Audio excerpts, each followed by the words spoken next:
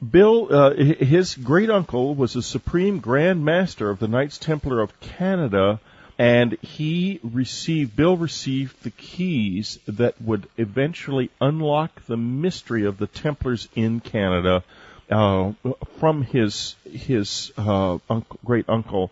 Bill, welcome to the program. Thank you very much, Whitley, and thank you very much for the introduction. I'm amazed at the reaction that I am getting out of the book, and I'm excited not only for the reader, but also excited for myself, because it's something of a mystery unto it myself that I really wanted to share with a number of readers.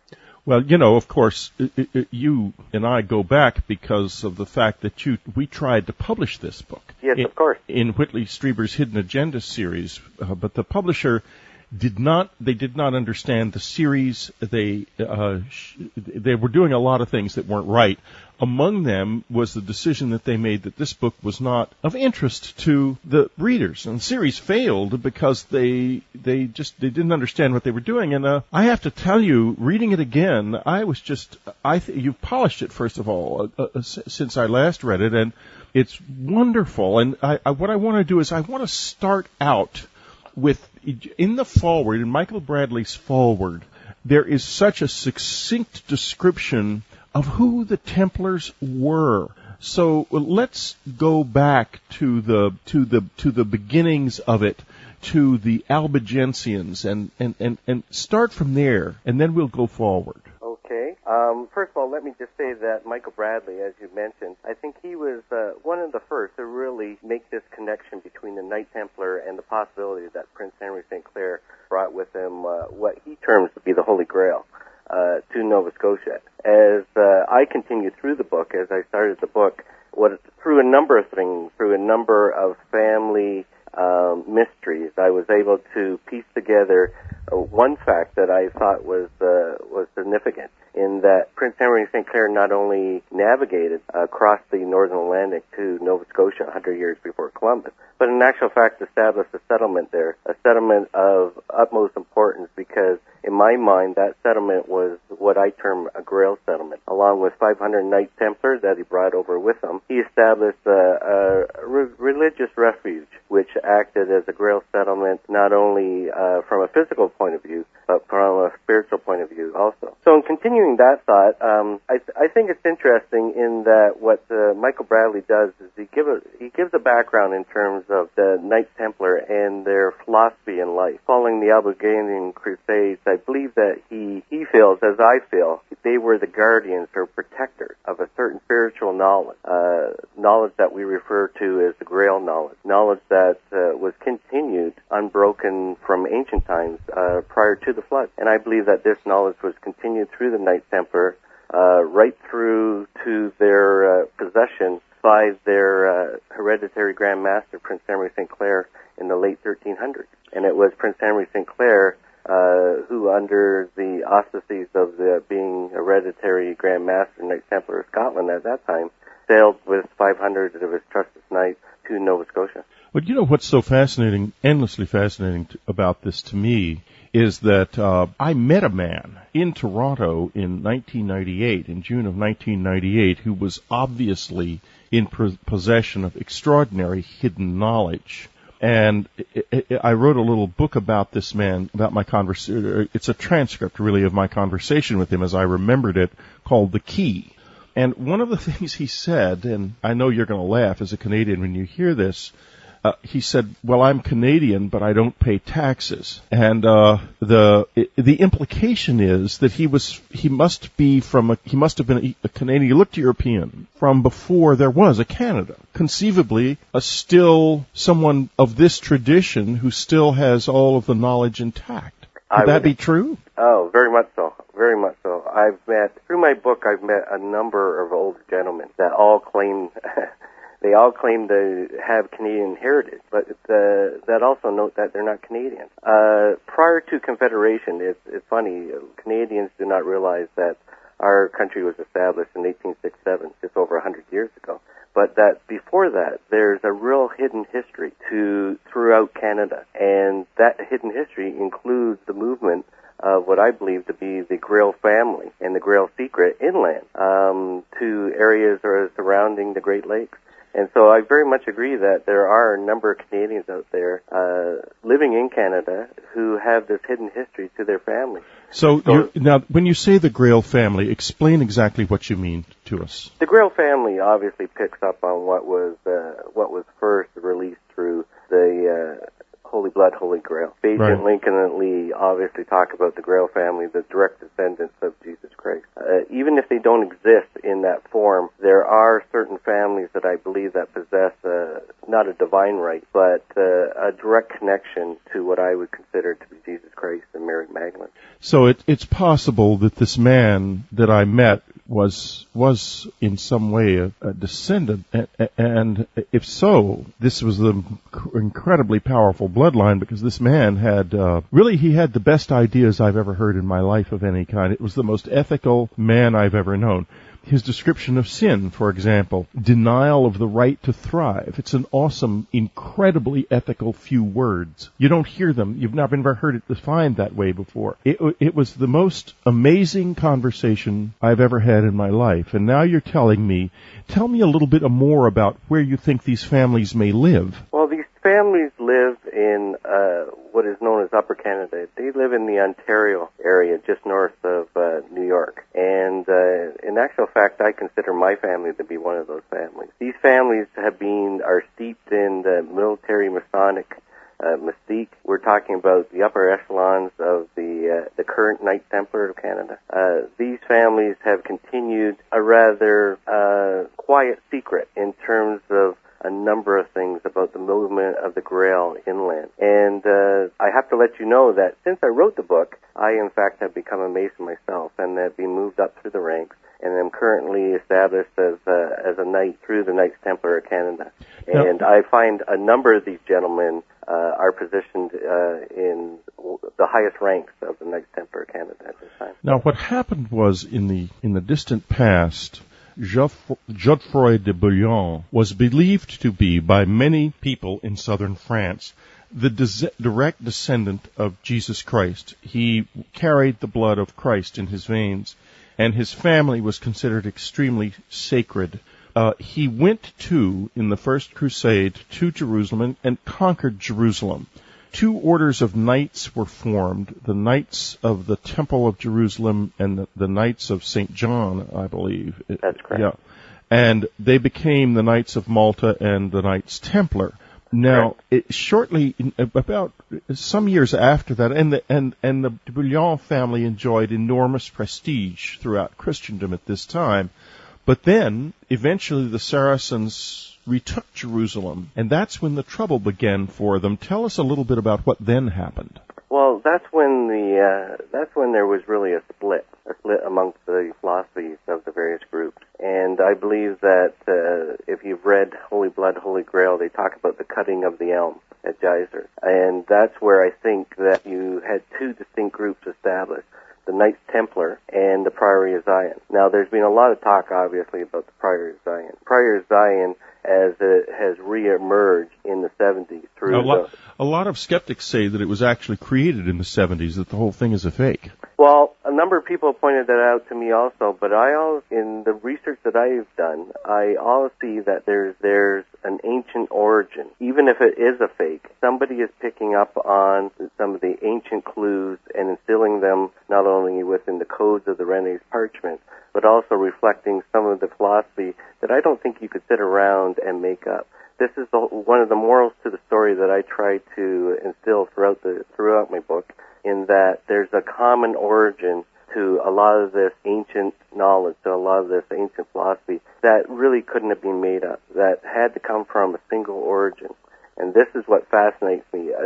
Again, a moral to the book is that you have to look beyond the obvious. You have to look to the origin. And that origin, I believe, the entire secret has been lost because of the splitting of this knowledge. And there are certain clues out there within various groups, that current modern-day groups, that are now trying to lay claim to that they're the possessors of these secret teachings. This is Whitley Strieber. It's Dreamland. We'll be right back. The Knights Templar in the New World, how Henry Sinclair brought the Grail to Arcadia, but more importantly, who was the Grail? It was not a cup. It was a family. And that family very possibly gave us most recently the Master of the Key. Extraordinary stuff from William Mann. Get it from the unknowncountry.com bookstore. William Henry is making a special offer in the William Henry section of the unknowncountry.com store. Anything you buy there, any order comes with a free DVD of his incredible Stargate lecture. It's a $19.95 value. It is absolutely free, one per order as long as supplies last. Buy any William Henry book or all of the William Henry books and you will get a free DVD thrown in. You can't beat that. It's a great offer from William Henry. So go to the unknowncountry.com store and get into William Henry. Well worth doing for your spirit and for your mind, as well as for a free DVD.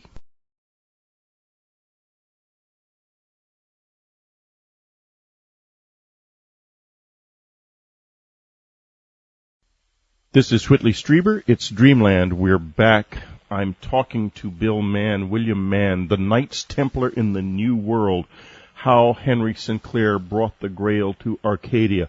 Awesome, awesome information is coming through here, folks. Maybe we're getting the key to who the Master of the Key was and is, and I'm thinking that maybe I'll make another trip to Canada soon and try to see if I can find him among these families that William is talking about. Now, William, before we left the air, you were talking about this information being split in half and the secret being lost. What exactly are the two halves? The two halves, I believe, are, one, you have to treat this on two levels. There's a physical level.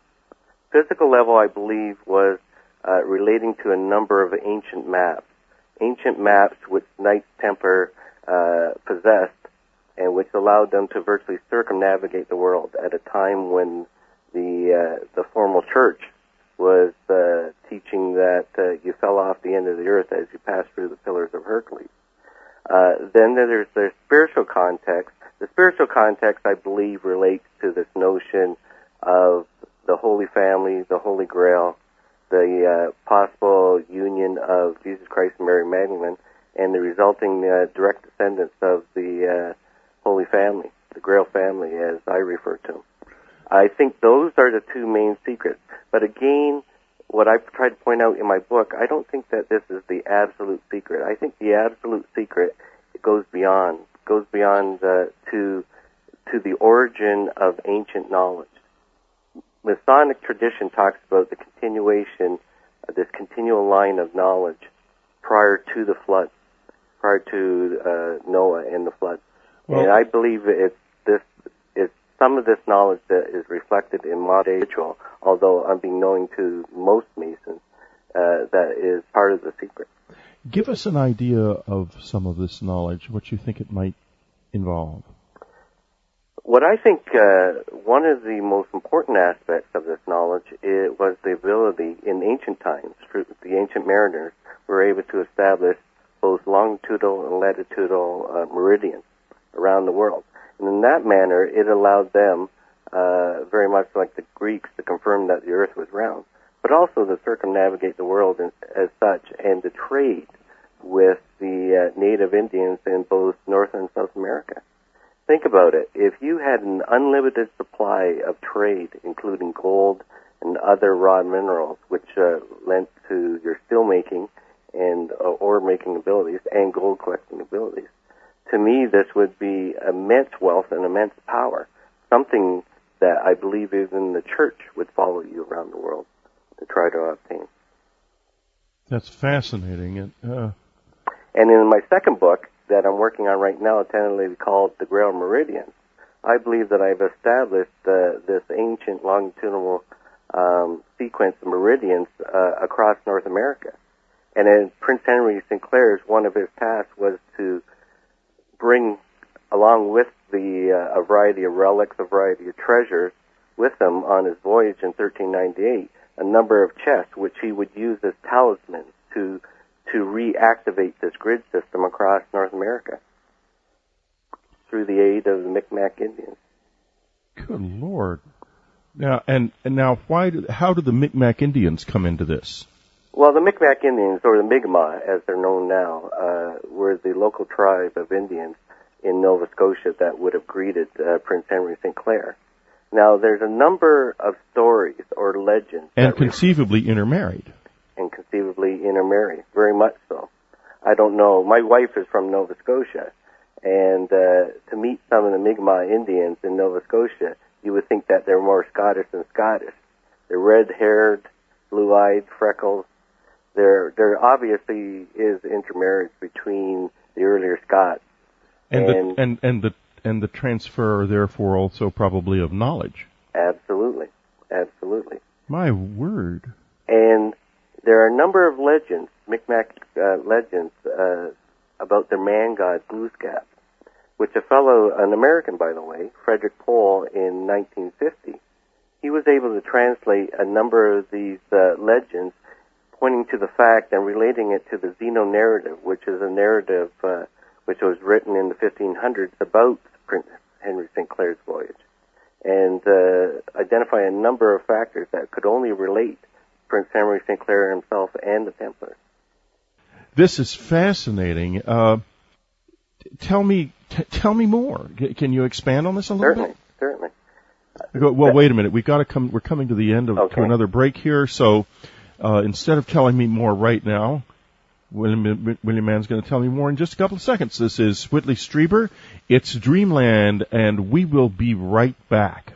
The Knights Templar in the New World, how Henry Sinclair brought the Grail to Arcadia, but more importantly, who was the Grail? It was not a cup.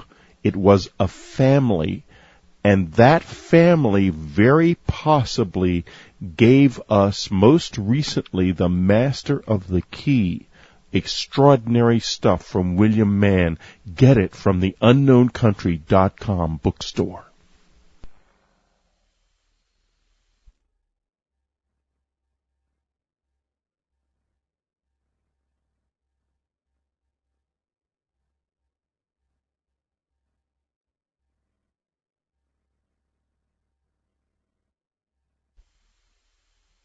This is Whitley Strieber. It's Dreamland. We are talking to Bill Mann, William Mann, the author of The Knights Templar in the New World, How Henry Sinclair Brought the Grail to Arcadia. A beautiful book, by the way, a wonderful cover on it. It's got illustrations throughout the book, and but more than that, this is real secret knowledge here from a man who is related by blood to some of the living Templars of Canada, and you're blowing my mind, Bill. I have to tell you, just very frankly, it's not often that I end up in a situation where I've got so many questions I can't even figure out which one to ask next. The reason is, of course, I think I've been exposed to this knowledge that a member of this family, of one of these families, sought me out in Toronto in 1998 and gave me the information that became my book, The Key. And I think that this man, I might even be able to find him up there. But let's go back to the Micmacs and to the secret knowledge that they have. Certainly, Whitley. You mentioned that this man in Canada that you talked with, how he exuded a rather thoughtfulness and gentleness. And any of the people very definitely, the people that I meet are absolute gentlemen. They're very reflective. It's as though they possess a sense of God, a sense of spirit within them. And that's what my great uncle was all about. That's exactly what this man was like. It was absolutely awesome. He was.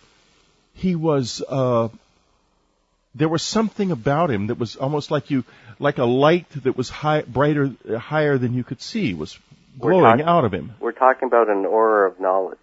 Yes. But there's also a sense of calmness. Now, you have to understand that I virtually grew up in a home very much like that. My father was the oldest of 15. I had 7 uncles, and I had 7 great uncles. who all had military backgrounds. And for people that had military backgrounds and that had experienced the horrors of war, I was just amazed at the calmness that surrounded them.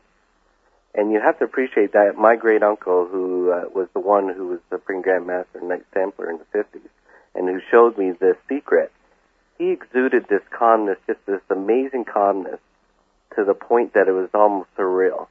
And he would go around, and one thing he would do is he would challenge my mind all the time. We lived in Brantford, which is about 60 miles west of Toronto, and he would come and visit on the long weekends, and he would thrill me with just little puzzles, with little mind teasers.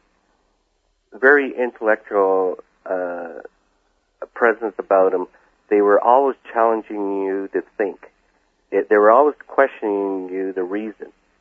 And very much so, as I point out in my book, the Knights Templar really practiced this. They practiced the art of reasoning. They were the ones who were able to reason that there is a supreme being, or to reason that there is a higher spiritual level, versus taking it on blind faith. And I think this is one of the things that in medieval times that really challenged the church. The Knights Templar, following Catholic thought, really promoted this direct contact with God. Specifically, if you went to the wilderness and if you sat in a cave, very much like one of their saints, Saint Anthony. Mm-hmm. But what they propounded or professed to have was this direct contact or direct circuit to God through the very essence or through the very spirit of living.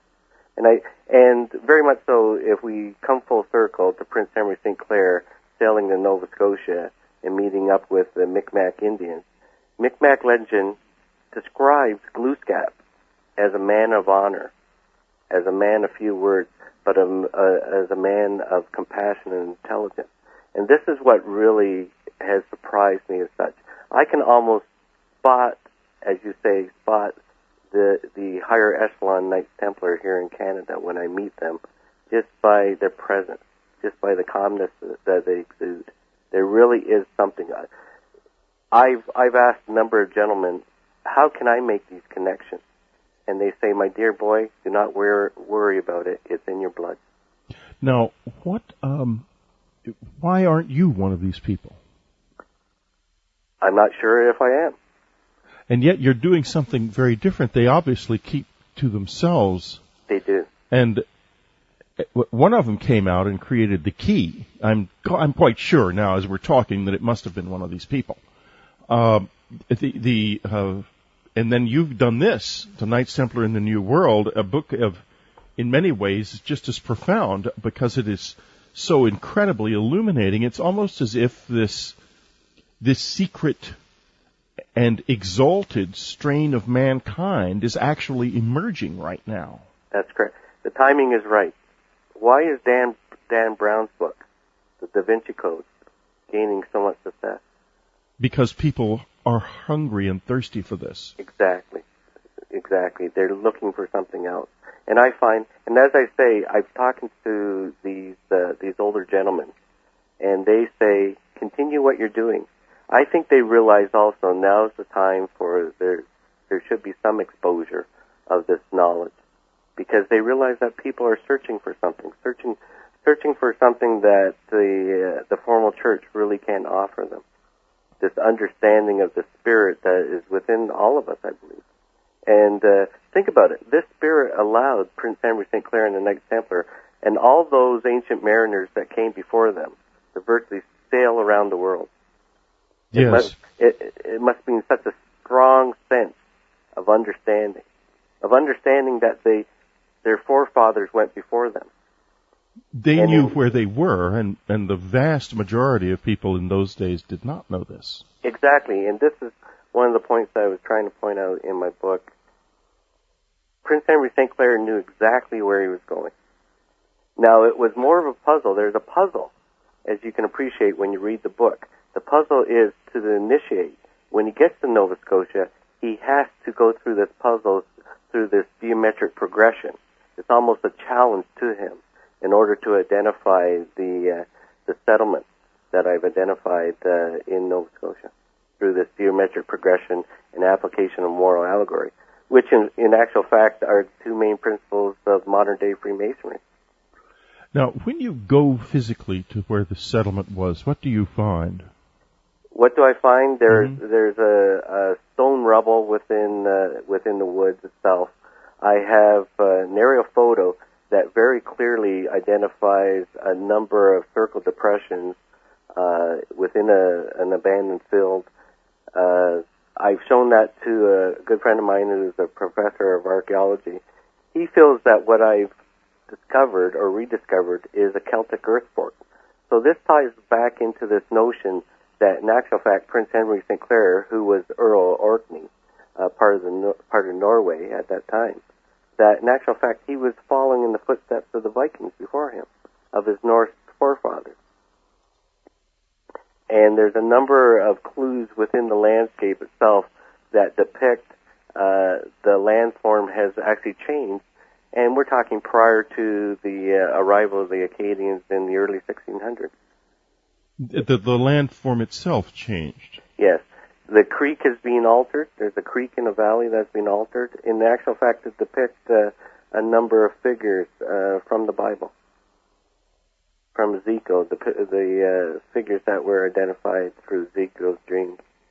And this was one way. Again, you have to see on a spiritual level how Prince Henry Sinclair and his followers, what they were looking to do was reestablish this Grail community, which would in actual fact be heaven on earth.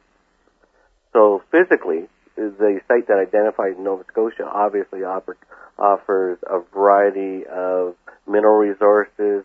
It's located in Annapolis Valley, which has a very temperate climate where you could harvest 2 crops a year. It was perfect for an agricultural operation, but on a spiritual level, it would be considered, remembering that these fellows came from northern Scotland, where the weather and the Black Plague wasn't too good at the time. Right.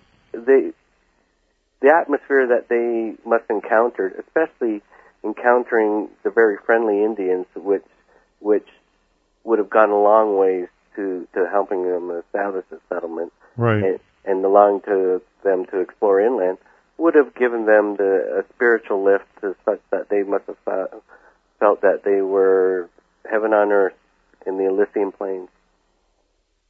Now, this is, I have to ask you, as I read the book, there were so many things that so many connections. Connections, yeah, they're fascinating, absolutely fascinating connections. I would like to hear your take on Mary Magdalene and exactly who she was. Maybe the best way to do that is to ask you why you title that chapter concerning her, Mary Quite Contrary. Other than just trying to be clever there, I think it's interesting because obviously what's coming out nowadays in numerous books is that Mary took on a different persona, a physical persona, than what was portrayed by the formal church and what we read in the Gospels. I think a number of people have hit it right on the head in that Mary, I believe, in actual fact, she was probably a royal family, comparable to Jesus Christ. She was the Egyptian royal priestess of the temple. And I think it was through Mary Magdalene that she introduced a number of the mysteries or teachings to Christ. It's interesting in that in some modern-day Templar ritual, they acknowledge Christ as the prophet, Christ as the king, but also Christ as the man. And from my point of view, that philosophy does not take anything away from Christ possessing the divine right. In actual fact, if Christ indeed did marry Mary Magdalene, to me it just reinforces what I want to achieve, what I want to reflect from during my personal life towards the teachings of Christ. I don't think it lessens his teachings in any manner to think that Christ was purely a man. And I don't think it lessens it in any manner that he did marry Mary Magdalene and have a family. But obviously Mary Magdalene had a higher status than afforded through the Gospels. To me, she was a royal blood herself. To me, she was probably the priestess, the high priestess of the temple, and it was through her there was the coming together of the male-female relationships, which allowed them to achieve and to experience certain mysteries. And I think that's a beautiful story. Having a lovely wife myself, and yeah, me too, and two very trying teenage boys right now. I think that's the moral to the story. What about the idea that the bloodline, that the blood itself may have genetically encoded knowledge in it? A lot of the books have come out on that fact, and I really wouldn't doubt that there is that happening or that instance. But again, a lot of people ask me about that, and they center on that, Whitley, and I don't want to lessen the importance of that, but you have to appreciate it from a Templar point of view, and I've always come at it from a Templar point of view. If the Templars were, in actual fact, accused as being the guardians of this Holy Family, they would have assumed that position to disguise their real activities. And to me, their real activities was on a more physical level. I believe that they possess the knowledge of this unlimited wealth in the New World. And we're going to find out more about what that unlimited wealth might have been in a couple of minutes. This is Whitley Strieber. It's Dreamland. We'll be right back. The Knights Templar in the New World, how Henry Sinclair brought the Grail to Arcadia, but more importantly, who was the Grail? It was not a cup. It was a family. And that family very possibly gave us most recently the Master of the Key. Extraordinary stuff from William Mann.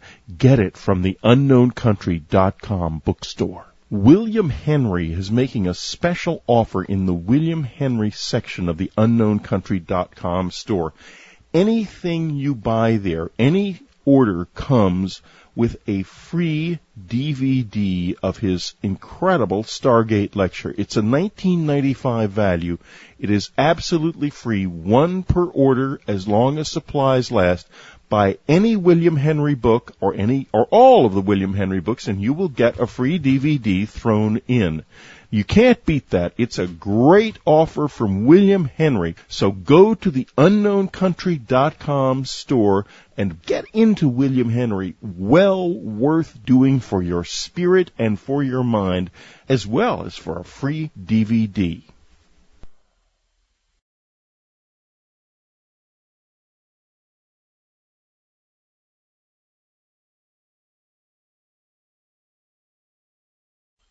This is Whitley Strieber. It's Dreamland. We're back. We're talking to William Mann, Bill Mann, the Knights Templar in the New World. One of the most fascinating conversations I've had in a long time.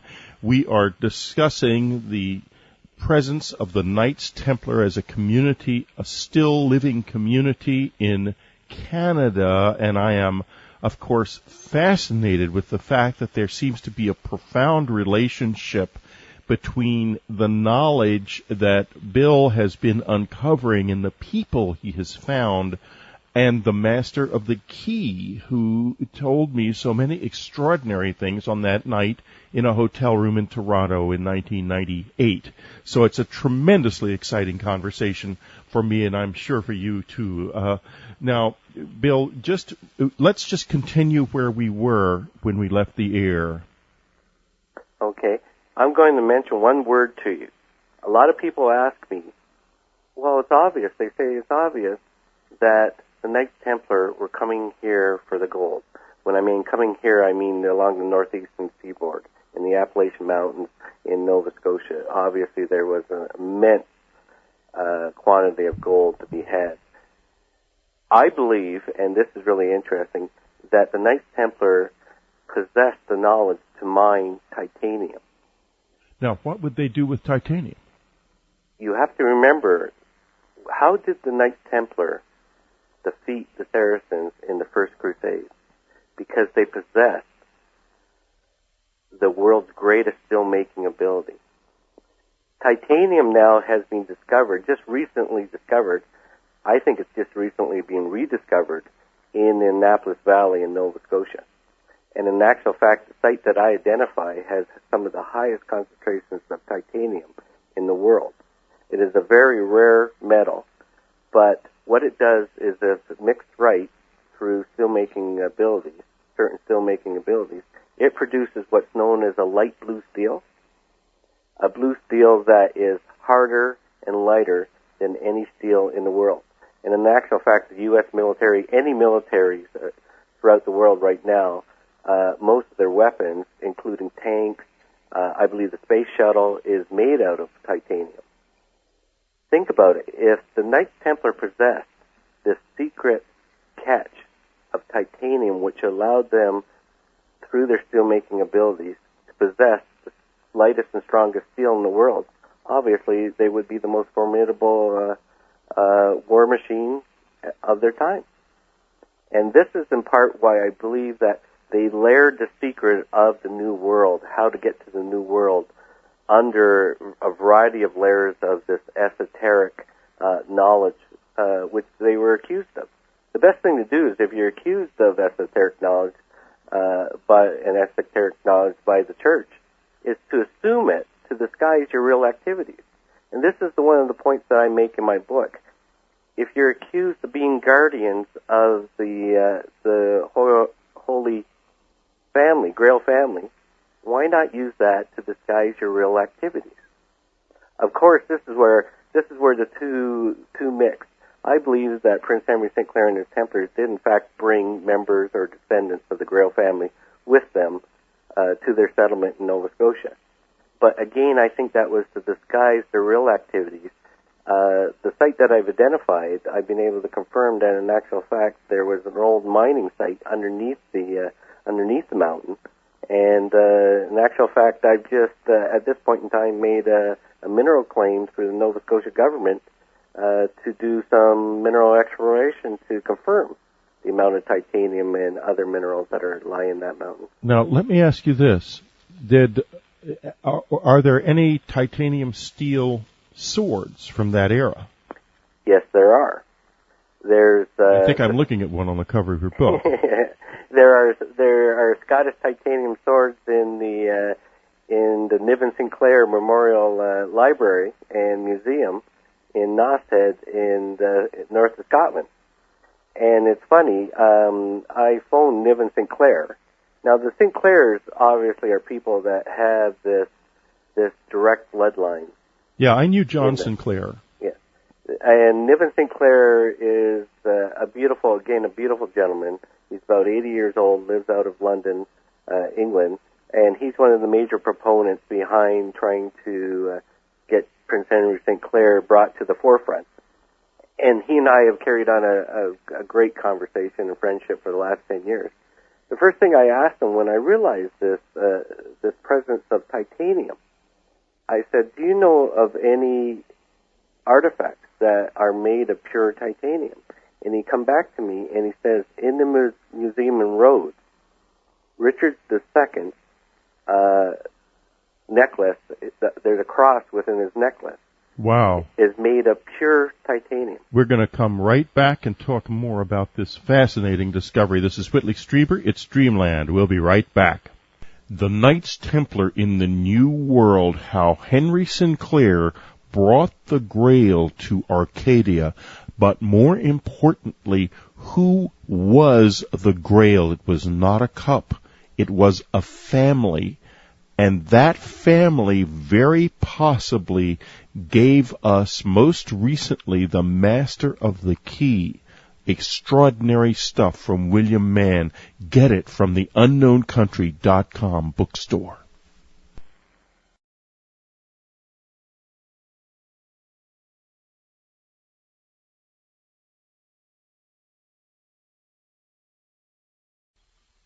This is Whitley Strieber. It's Dreamland. We're talking to Bill Mann, William Mann, the Knights Templar in the New World, how Henry Sinclair brought the Grail to Arcadia. Completely awesome stuff. No other way to describe it. We're talking about the mystery of titanium steel and how it turned up in the hands of Knights Templar. Bill, where else besides Nova Scotia or the New World could they have gotten titanium at the period we're talking about, the 13th century? I believe there are only two other areas of titanium in the world that they would have been able to obtain at that point in time. There's one down in Brazil, and interesting enough, a number of the colleagues that I've been conversing with lately have identified, in fact, a Templar presence down in Brazil. Wow. And unbeknownst to a lot of people, and even me, that Rio de Janeiro in Brazil was a Templar community until about 1827, I believe. And so there's a lot of this symbology that I've identified that can be found in the landscape that is evident in Brazil. I also believe that somewhere in Georgia and Russia there is a titanium deposit that is rather large and rather accessible. Titanium let's just do a little sideline here. The presence of Templars in Brazil maybe also would explain the mysterious presence of the Templar battle flag among the so-called pirates of the Spanish Main, the Caribbean. When the Spaniards came to the Caribbean, these pirates kind of appeared out of nowhere and began harassing their ships, and they carried, of course, the Jolly Roger, which was very similar to the Templar battle flag. Absolutely. And interesting enough, on my trip to Scotland, I met a number of Micmac Indians. The Micmac flag is reflective of almost exactly like the Templar flag, the seagoing flag. It's amazing. It's the St. George's Cross sort of on the side. Wow. With the star and the moon, red and white, always the Templar colors. So yes, and a lot of this piracy that went on in the 16th and 17th century, I'm sure was a reflection of earlier Templar activity, because the British at that time were starting to amalgamate Scottish Masonry, English Masonry, and all of these clues would have then started coming together. And this really explains, I explain in my book, I'm amazed that the veracity and the ruthlessness that the British in 1755 expelled the Acadians out of Nova Scotia. And the Acadians, if anybody's listening and appreciates it, the Acadians were expelled to Louisiana and a number of places in the southern states. The first love of my life was an Acadian from Lafayette, Louisiana.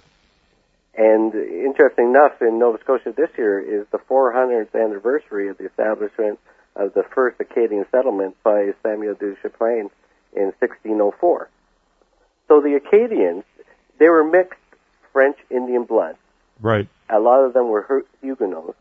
They lived in Nova Scotia from the early 1600s to 1755 in relative anonymity. Even when the British took over after the Battle of Culloden, they were allowed to live. But in 1755, they were ruthlessly expelled by the British. Now, I believe at that time the British, and you have to remember that most of the high-ranking military officers at that time, like the American Revolution, like the Americans, were all Masons. I believe that they had an inkling that the Templar treasure still lay in Acadia, being New Scotland or Nova Scotia. Mm-hmm. And this is one of the reasons that they expelled the Acadians. And all of those who settled on the Acadian farms after that were the Irish, Scottish, and British soldiers that had just been retired. And they were all Masons.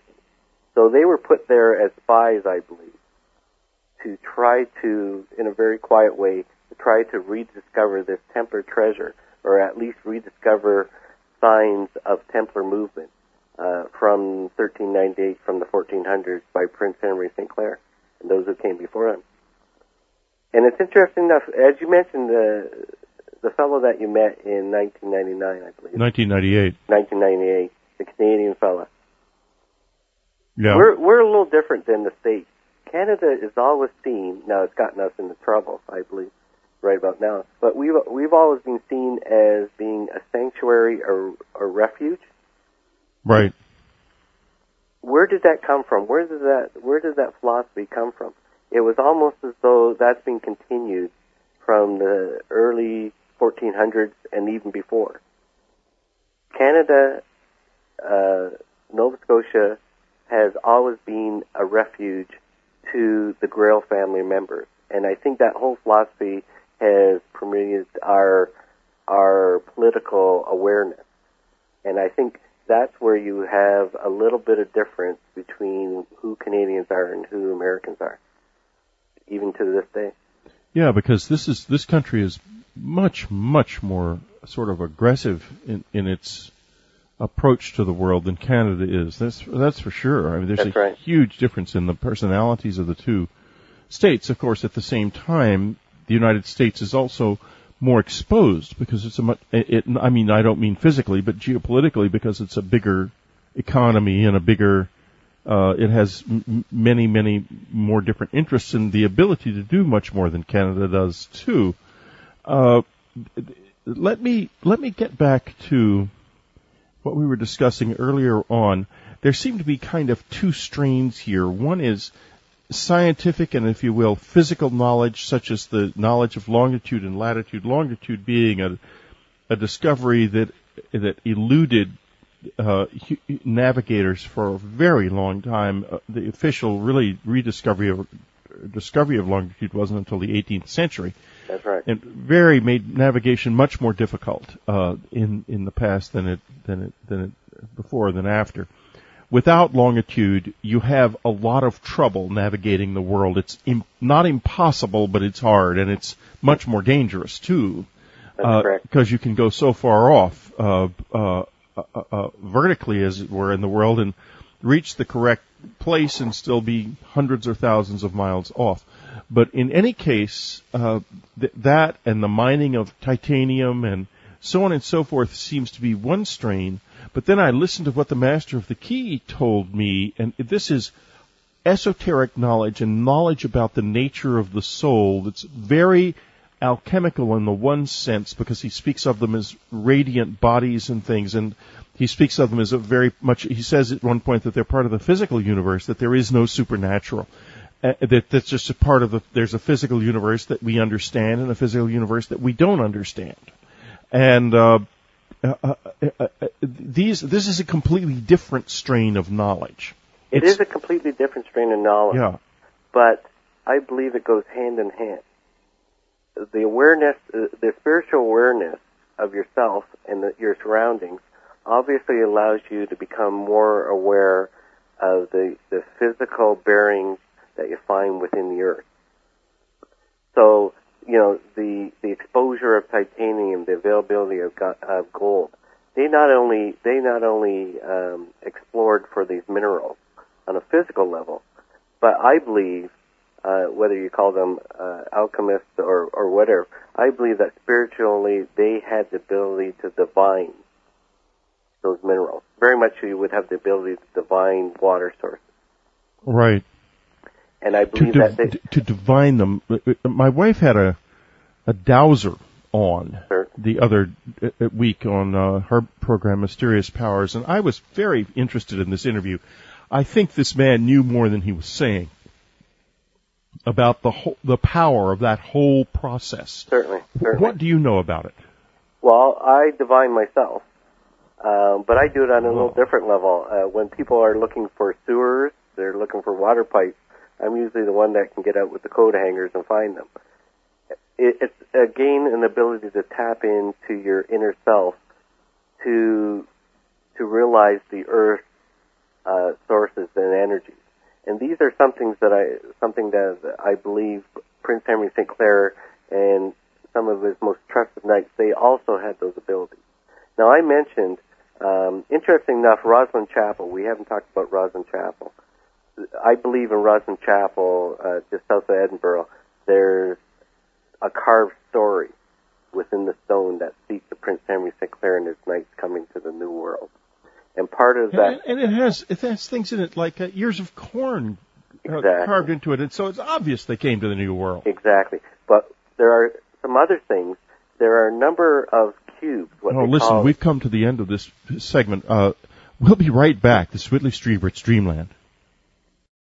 William Henry is making a special offer in the William Henry section of the unknowncountry.com store. Anything you buy there, any order comes with a free DVD of his incredible Stargate lecture. It's a $19.95 value. It is absolutely free, one per order as long as supplies last. Buy any William Henry book or all of the William Henry books, and you will get a free DVD thrown in. You can't beat that. It's a great offer from William Henry. So go to the unknowncountry.com store and get into William Henry. Well worth doing for your spirit and for your mind, as well as for a free DVD.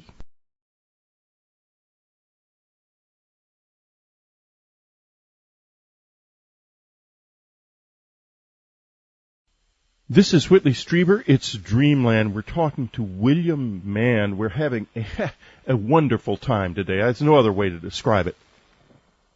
This is such a cool book, The Knights Templar in the New World. Do get yourself a copy. I hope you'll get it from the unknowncountry.com bookstore. If not, get it somewhere. But for goodness sakes, go out and get this thing, because this is the kind of knowledge that you and I are here for. This is what we hunger and thirst for.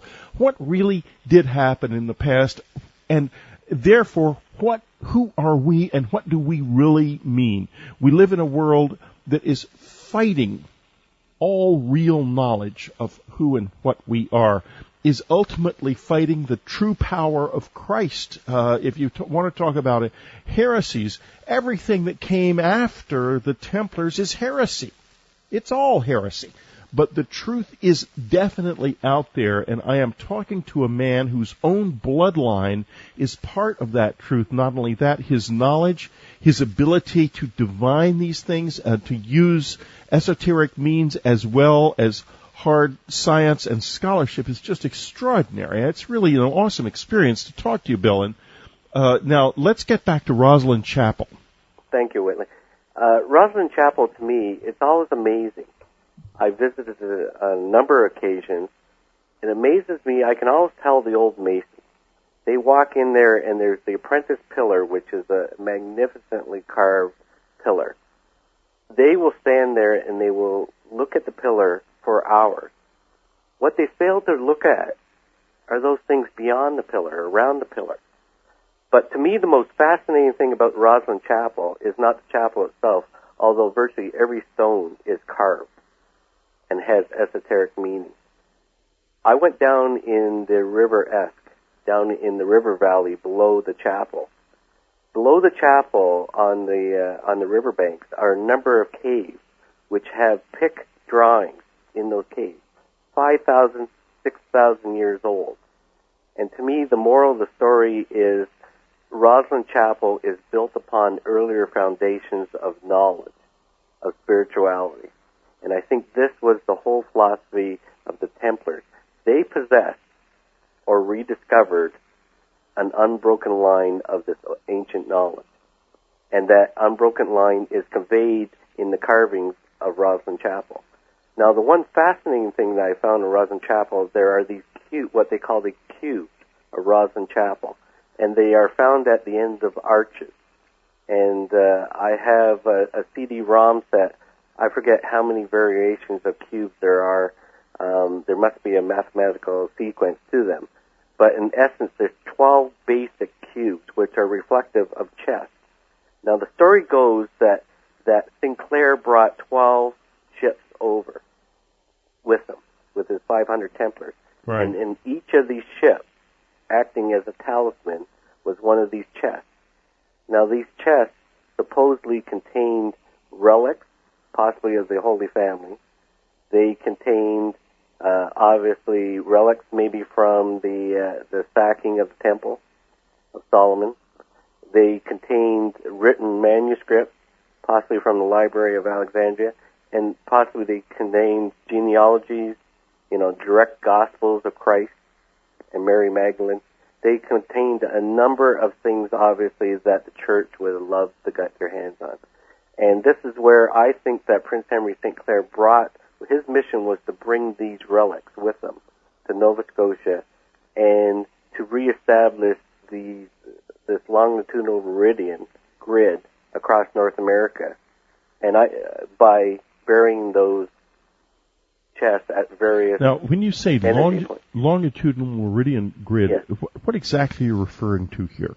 Well, the site that I've established in Nova Scotia lies on a certain grid, and I've been able to determine that for every 8 degrees in longitude, the grid continues across North America. And interesting enough, once I've done this, you can run north-south on those grids, and those grids usually fall across small communities named meridians. And so there's a suggestion that there is this ancient meridian grid across North America, pressure point. And Thomas Jefferson in Washington, I think, tied into a little bit of this in the establishment of Washington and Monticello. Now, would this relate to things like the divining that you were talking about earlier? Absolutely. Yeah. Absolutely. And these would. I know all of this, folks, by the way, because it's all in the book. I have to tell you. I mean, we're not talking about anything that's not discussed. So. Yeah. And these would have been obviously earlier spiritual areas. Right. Of the local natives. Identifying these places of power was very important to the Templars. Very much so. Very much so. Okay, we're coming to the end of our time together. We've just got a couple of seconds left. I want to thank you so much, Bill. It was so cool. You're welcome very much. Oh, yeah, this book, The Knights Templar in the New World, wonderful stuff. Awesome that this extraordinary hidden knowledge is resurfacing now. This is Whitley Strieber. It's Dreamland.